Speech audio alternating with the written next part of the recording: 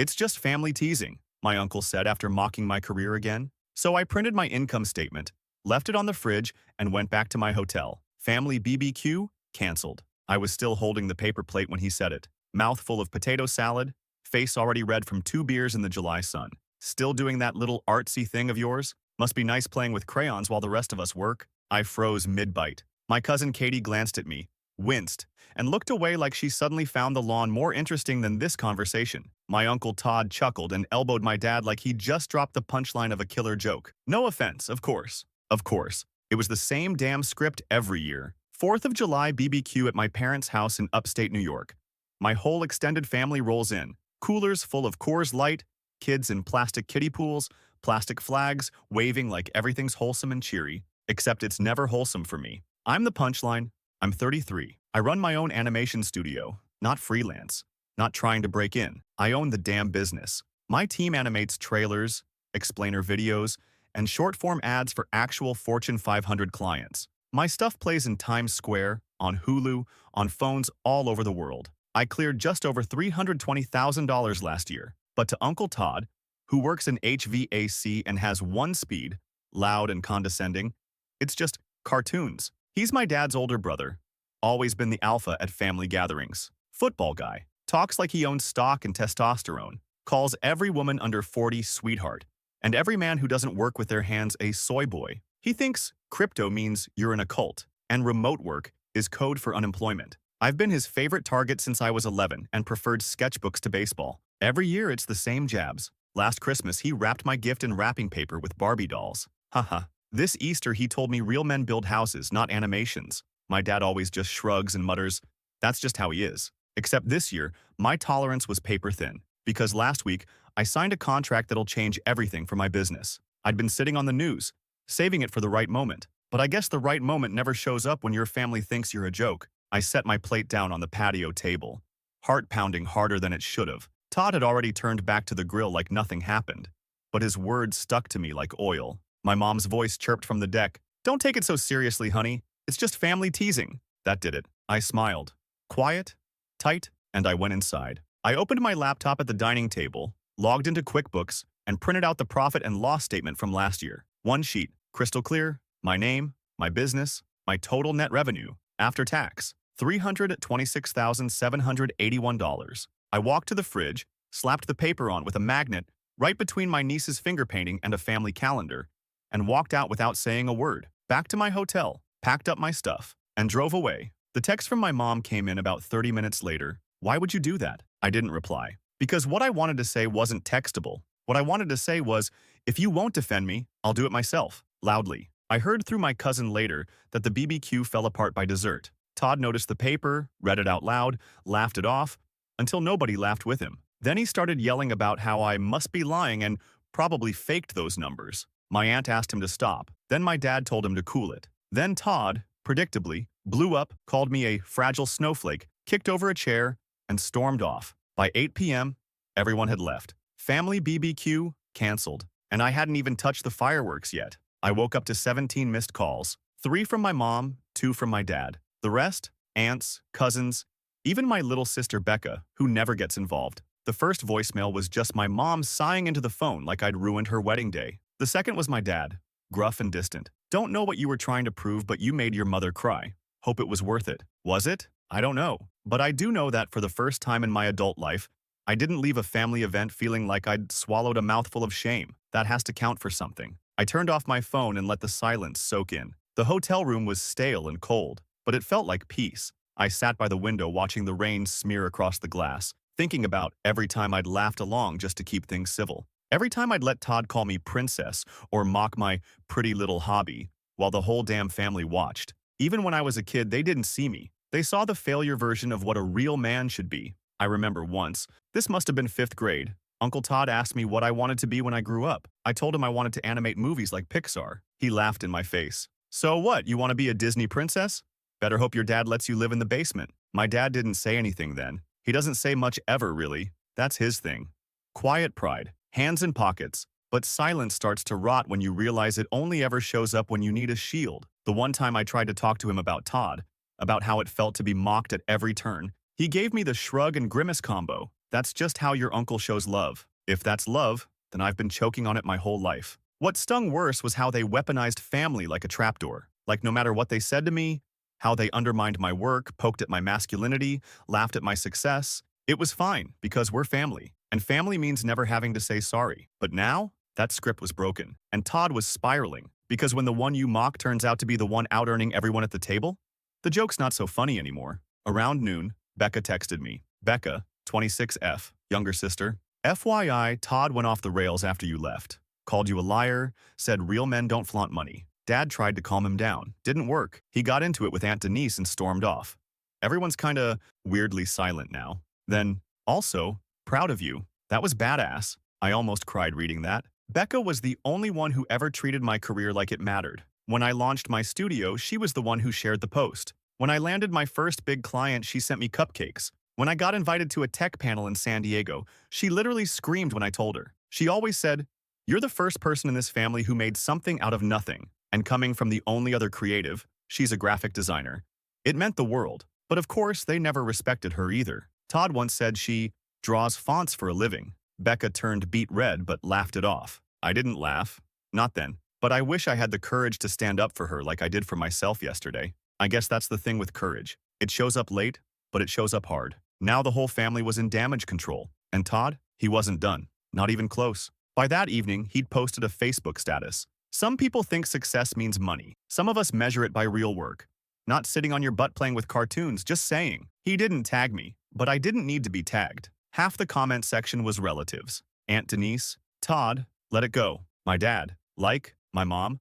We all love each other. Let's not fight online. Becca. LMAO, imagine being this fragile at 57. Todd replied, stay out of it, Becca. Maybe if you worked harder, you'd understand. And just like that, he dragged her into it. I stared at the screen, pulse pounding, something in me snapping. This wasn't over, it was just beginning. I didn't respond to Todd's Facebook tantrum. I didn't need to. By the next morning, the post was gone. Deleted, but not forgotten. Screenshots have a way of living forever, and Becca made sure of that. She texted me a group of them with a single caption, your boy's spiraling. But Todd wasn't the kind of guy to quit while he was behind. No, see, he started texting me directly. First, it was fake chill. Didn't mean to offend you, bud. Just busting chops like always. Then it turned to condescension. You millennials are so soft, I swear. All it takes is a little joke and suddenly it's a meltdown. But the one that really got me was this. You think money makes you better than the rest of us? That's your problem. You always thought you were too good for this family. And maybe that's when I stopped giving a damn about keeping things civil. Because no, Todd, I don't think I'm better because I make more money. I think I'm better because I never made a 10-year-old boy cry at Christmas for liking anime. I think I'm better because I've never called someone princess for having emotions. I think I'm better because I built something on my own, from nothing, and never once shamed anyone for how they lived. Meanwhile, he spent decades doing the opposite. I didn't reply to his message. I just texted Becca, you free to help me with a little family lesson? She replied within seconds. Hell yes. What are we doing? I told her I wanted to print something a little more detailed than a P and L this time. She said, say no more. By the end of the day, we had it. A one-page laminated portfolio overview, client logos, screenshots of Times Square animations, panel invites, revenue growth year over year, and yes, that $326,000 bottom line bolded in red, not to brag, just to document. And right at the top, my studio's mission statement. We don't just draw, we build visual language that moves people. We drove over to my parents' house that night. Empty, thank God. Becca had the spare key. We didn't steal or vandalize anything. We just added some decor. We stuck a copy of the page on the fridge, replaced a few family photos in their dusty dollar store frames with snapshots from my panels, team retreats, client launches. We even swapped out the Live Laugh Love Kitchen sign with a sleek black and white canvas that said, success is measured by what you build, not who you belittle. And then, cherry on top, Becca opened the hallway closet and found the stack of BBQ decorations they were saving for next week's family party. One by one, we opened each bin and swapped out every red, white, and blue napkin and streamer with printouts of the Facebook post Todd deleted, laminated, in bold. Every petty comment, every cringe response. We taped them to the inside of each bin's lid. Subtle, but not subtle. Then we left. The next morning, Becca FaceTimed me from her car, barely able to breathe from laughing. Mom found it all. She's having a full-blown breakdown. Dad keeps saying, we need to talk to someone. Todd is furious. Said you're trying to turn the family against him. I just blinked. So he does think it's about him. She nodded. Oh yeah, but get this. He's already texting the cousins trying to rally support. Group chats, DMS spamming people with Bible quotes about forgiveness. I laughed. I couldn't help it. Did you record any of it? She grinned and panned the camera. Her phone screen showed Todd's messages. We can't let one arrogant kid tear apart what this family means. He thinks he's too good for us. He put photos of himself up like he's some celebrity. This is narcissism, plain and simple. Then, BBQ is still on. We'll be having a real family event, with or without the traitor. I swear this man was unraveling like a dollar store roll of toilet paper. I leaned back in my hotel bed and just smiled, because he didn't realize it yet, but he'd already lost. And the final blow? Still incoming. Todd showed up at my hotel. I was brushing my teeth half asleep when someone pounded on the door like it owed them money. I thought maybe it was housekeeping, or worse, a fire alarm. But no, I cracked the door open and there he was. Uncle Todd. 6 feet 2 inches, beer gut stretching a world's best griller shirt. Face red, eyes wide, fists clenched. Breathing like a bull seconds before a charge. I didn't even get a word out before he shoved the door fully open and stormed in. You smug little shit. To be clear, I'm not a small guy. I hit the gym, I run. But Todd has the kind of drunk rage that ignores physics. The minute he crossed the threshold, my stomach dropped. You think this is funny? He barked, holding up one of the laminated screenshots, crumpled now. You think humiliating me and my own family is some kind of game? I backed up slowly. Todd, you need to leave. I'm not going anywhere until you explain what the hell you think you're doing, turning my own kids against me, embarrassing me in front of your parents, embarrassing yourself, I snapped. I didn't do that. You did. I just showed people who you really are. That did it. He grabbed a glass from the hotel nightstand and hurled it at the wall. It shattered on impact. And suddenly, it wasn't just about family drama anymore. It was destruction. It was escalation. And I had to protect myself. I grabbed my phone, thumb hovering over 911. Don't even think about it, he snarled, closing the space between us. I stood my ground, shaking, yes, but firm. Get out. For a second, he hesitated. Then the rage cracked, just for a breath, and something even uglier slipped through. Humiliation. He realized he wasn't scary. He wasn't powerful. He was a man screaming in a cheap hotel room at a nephew he used to tease for drawing superheroes. And he was losing. I was just joking, he said, voice trembling now. You don't destroy your family over jokes. That wasn't a joke, I said. That was decades of belittling, mocking, bullying, dressed up as tradition. I'm done laughing at it. He blinked, swallowed, then said the most honest thing he's ever said. You made me look small. And I swear that was it. That was the whole damn thing. All the jabs, all the power moves, the jokes at my expense. It wasn't about me. It was about him needing to feel bigger, stronger, more real. I stared at him. I didn't make you look small, Todd. You did that all by yourself. He stormed out, slamming the door hard enough to make the picture frames rattle. 5 minutes later, I was on the phone with the front desk reporting a disturbance. They offered to call the cops. I declined. Not because he didn't deserve it, but because I knew something better was coming. Becca called me later that night. He told Grandma he might sue you for slander. I burst out laughing. Sue me for what? Quoting him verbatim? Exactly, she said. Also update. The BBQ's been officially canceled. Mom called everyone crying about the divide in the family and said it's best we take a break from gatherings for a while. And there it was. Family BBQ? Canceled. Officially. Permanently. Not because of a prank. Not because of one laminated page or a laminated ego. But because for once, someone pushed back. Update 1. Okay, y'all were not kidding. This thing blew up. I posted that last part thinking maybe a few people would resonate. I did not expect my inbox to look like the aftermath of a reality show reunion episode. Let's get into it. First off, shout out to whoever commented, Uncle Todd has main character syndrome with side character energy. I laughed so hard I choked on my coffee. Becca printed that and taped it to her fridge. You're doing God's work. A lot of people asked why my parents never stepped in. Short answer, denial. Longer answer, my dad's non-confrontational to the point of invisibility. And my mom just wants things to go back to normal, which is code for keep the peace no matter who's bleeding. She texted me this morning. This has gone too far. Can't you two just apologize to each other and move on? I told her, sure, as soon as he apologizes for 30 years of public humiliation disguised as teasing. No response. Also, yes, Becca is a ride or die. She's been screenshotting the cousins' group chat all day. Todd tried to rally them. It backfired hilariously. Turns out, a bunch of them also have stories. Minor digs, shitty jokes, backhanded compliments over the years. Now they're pissed they stayed silent for so long. One of them even asked for help creating a logo for her Etsy shop. The best part? My studio's social media, which I barely use, gained 1,200 followers overnight after Becca accidentally posted our client reel in a cousin's Facebook thread. Oops. Now here's the thing. I thought this story was mostly done, but turns out Todd's ego isn't built for retreat.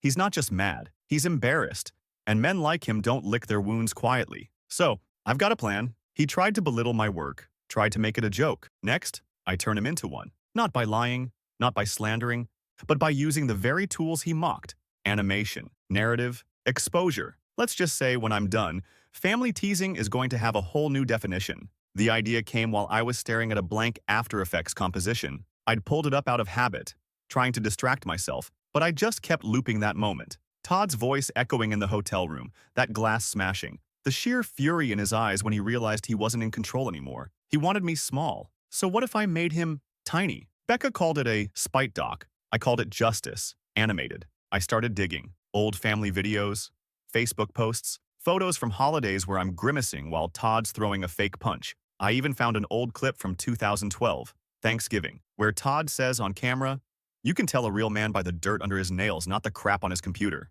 I cut that one slow. Zoomed in, let it breathe. Then I added the context, overlaid the clip with 2012. Todd mocks my career. I had just finished a project for National Geographic. Next clip, Christmas 2014. Todd giving me a pink apron and saying, "Now you can look the part when you're playing house." I was silent. Becca laughed nervously behind the camera. Overlay. 2014. My studio had just signed a 5-figure deal with a pharma company. I got an apron. The whole video, 2 minutes long, wasn't even aggressive. No music, no narration. Just side-by-side receipts. Clips of his teasing next to what I was actually building at the time. And at the end, a quiet fade-in. Sometimes the joke isn't funny. Sometimes it's fear. I sent it to Becca. She responded in all caps, "I am screaming." I didn't tag him when I posted it. I didn't tag anyone. I just uploaded it to my studio's Instagram and TikTok with the caption, "Why I almost stopped animating." Spoiler, I didn't. Within 6 hours, it had 20,000 views. By morning, Sasib man kill Remedio. By the next night, 1.2 million. Comments were brutal. "This is the most polite takedown I've ever seen." Todd got ratioed by a guy he called a princess. Imagine getting roasted by frame-by-frame evidence. And then, oh my god, one of my old clients tagged it on LinkedIn. A tech company CEO said, "This creator makes emotional clarity out of chaos. Watch this, then hire them." My inbox blew up, and Todd, he found out. Of course he did, because 2 days later my mom called, whisper screaming into the phone. "Why would you humiliate him like that? He says people at his church are sending him screenshots." Becca texted right after, "He's having a meltdown in the family Facebook group." Apparently, he posted a 900-word screed about dishonoring family, internet bullying, and something about the devil using TikTok to divide households. I replied in the group, first time I'd spoken up there in years. Just said, "Sometimes truth feels like bullying when you're used to getting away with things." Then I muted the thread. My dad texted me, later that night, just one sentence. "Didn't know it hurt that bad. I'm sorry." It was quiet, but it landed heavier than any scream. And Todd? He deleted his social media 2 days later. BBQ still canceled. But now, so is the myth of Todd. I thought it was over. I really did. Thought the video would blow over, people would move on, and Todd would finally retreat to whatever man cave of fragile masculinity he'd built in his garage. Let him lick his wounds over Coors and conspiracy YouTube. Let the silence be the consequence. But no, because Todd doesn't do silence. He does escalation. And now, he came for Becca. It started small. She called me, voice shaking, and said, "Did you tell Mom about my job offer?" I hadn't. She'd just been offered a position at a well-known design firm in Seattle. Huge step up, better pay, creative freedom. She hadn't even accepted yet. She was still figuring out how to tell the family she'd be moving across the country. Then Becca said, "Mom already knew, and so did Todd. You think that's a coincidence?" Not even a little. Apparently, Todd had called our mom the night before. All crocodile tears and performative concern. "I'm just worried about Becca," he'd said. "I saw she's thinking about leaving. I mean, she's kind of unstable, isn't she? She's been hanging out with him a lot lately. Maybe he's putting things in her head, pitting her against the family, like I'm some cult leader and not, her brother." Then he went further. He started reaching out to relatives, messaging cousins, digging into Becca's past relationships, telling people she was burning bridges, running away, and, my personal favorite, drunk on that internet fame crap. Becca, who's spent years building a reputation for being professional, reliable, and talented, now had her own uncle spreading rumors like she was a teenage runaway with a vape and a TikTok account. I watched her break down in her apartment 2 nights later, sobbing on her couch, curled up in her pride throw blanket, clutching her laptop like a life raft. I worked so hard and he's poisoning it, she said. What if they Google me? What if they think I'm just some drama magnet? She had every right to be scared. We both knew people get blackballed in creative industries for way less than a family meltdown. And Todd, he knew that too. This wasn't about her moving. This was about control, about punishing her for picking a side, my side. I stayed silent for maybe 5 seconds. Then I stood up and said, okay, new plan. Because I don't start fights, but I sure as hell know how to end them. That night, I made a second video. But this one was for Becca. It was calm. Me on camera, direct to lens. I said, let me tell you what family really looks like. Family is someone who celebrates your wins, doesn't compete with them. Family is someone who sees you move across the country for a job and says, hell yeah, not how dare you. Family isn't the voice whispering doubts into other people's ears. It's the one shouting, you got this from the sidelines. So to my sister, you're not running away. You're leveling up, and if anyone tries to twist that into betrayal, that's not family, that's sabotage. I didn't name names. I didn't have to. I posted it under my studio's account again, just like before. Within 24 hours, it passed 1 million views. Becca texted me the next morning with a screenshot. One of the firm directors had liked the video. Guess they know now, she said, and they still want me. Then, I'm moving to Seattle. I told her I'd help her pack. Update 2. So, yeah, if you thought the meltdown at my parents' house was Todd's low point, buckle up, because the family reunion. Oh, he made that his stage. For context, this was supposed to be the healing event. My mom organized it. Neutral ground, park pavilion, potluck style, no beer, no fireworks, just salads, sun tea, and forced smiles. I wasn't planning to go, but Becca was in town for one last week before her big move, and she asked me to come. Said she wanted to see the cousins one last time. I agreed, mostly for her. We show up late. People freeze when they see us. It's like the air thickens with unsaid things. And then there he is, Todd. Shirt tucked in, hair slicked back, holding a wireless microphone. Let me repeat that. This man brought a PA system. I'm not kidding. He had a little speaker rig set up on a fold-out table next to the pasta salad, like he was about to give a TED Talk on emotional manipulation. He taps the mic. Feedback screeches. Everyone flinches, then he launches into it. Family, it's about forgiveness, about loyalty, about not airing dirty laundry for strangers on the internet to gawk at. He glances right at me. And maybe some people forgot that. I stood up, slowly. Becca touched my arm like, don't, but I did. I walked to the table, pulled the mic from his hand, and said, loud enough for everyone to hear, you want to talk loyalty? Then explain why you tried to sabotage your own niece's job offer. Explain the messages, the calls, the slander. Gasps.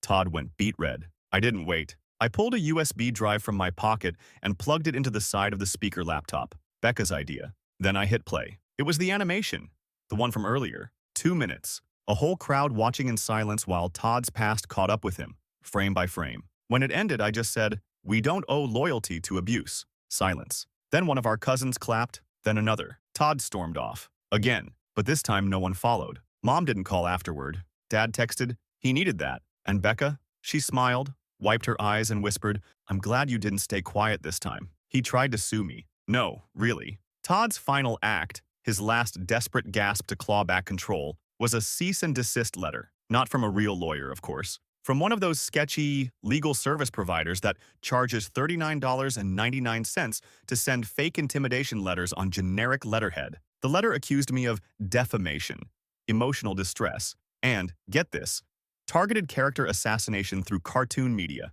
I laughed so hard I spilled cold brew on my keyboard. He sent it via email, CCing my parents, like it was supposed to scare me into submission. My dad's reply was literally just, Todd, come on. I forwarded it to Becca, who immediately made it her phone background. Then I did what I do best. Responded with creativity. I made one last video. Not snarky, not sarcastic, just true. I called it Epilogue. It opened with a blank screen and my voice over it. This isn't revenge. This is record keeping. I've spent most of my life thinking silence was maturity, that ignoring abuse meant taking the high road, that staying quiet was love. But love doesn't sound like mocking laughter. It doesn't look like broken glass or shamed ambition or whispered gossip. Love doesn't threaten lawsuits when it gets embarrassed. Then it cut to a montage. Me and Becca packing her apartment, laughing. Footage from our studio's latest project. A clip of our cousin Alex watching the first video and nodding like his whole life made sense. Then back to black screen. Text faded in. Sometimes the most loving thing you can do is draw a boundary so clear, Even the loudest people can't cross it. Final frame. This chapter is closed. That was it. No fireworks, no digs, just clarity. And people felt it. I didn't post it on my studio's socials. I sent it directly to the family group chat, to the cousins, to the older relatives who still post minion memes and passive-aggressive Bible verses. I wanted them to see, to really see. Some responded. Aunt Denise wrote, "I had no idea. I'm so sorry. We should have spoken up years ago." Cousin Jules messaged, "Thank you for showing it's okay to walk away." And Becca? She moved to Seattle 2 days later. I helped her unload boxes, then stood on the porch of her new place and hugged her tight. "You good?" I asked. She smiled through tears. "I'm free. Back home, the family's different now, quieter. The group chat hasn't been active in weeks. No one's planning a BBQ. No one's asking who's bringing the potato salad. Todd's name hasn't been said aloud in my parents' house since the reunion. And me? I'm not small anymore. Not in their eyes, but more importantly, not in mine. It was raining again, just like that day I left the BBQ. I was home. Finally, after weeks of chaos. Seattle drop-off complete. Inbox quiet. Studio thriving. I'd even gone to therapy twice. Shout out to my very patient therapist, who called Todd a rage goblin in a Home Depot apron. Things felt settled, for the first time in maybe forever. And then there was a knock. I looked through the peephole.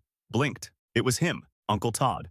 Standing on my porch, no hat, no beer, just him.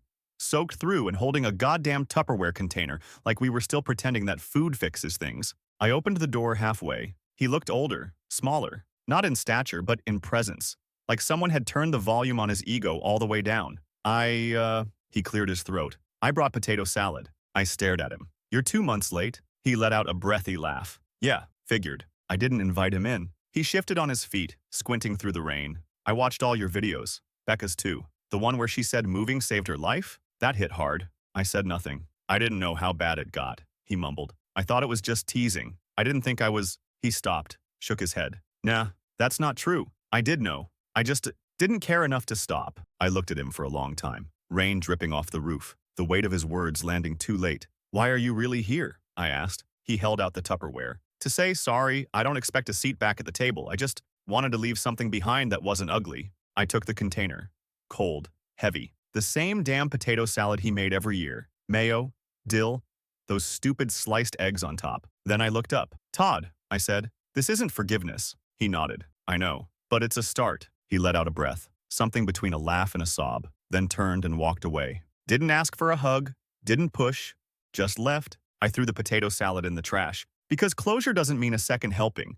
It means I get to choose what I carry forward. And from here on out, it's gonna be light.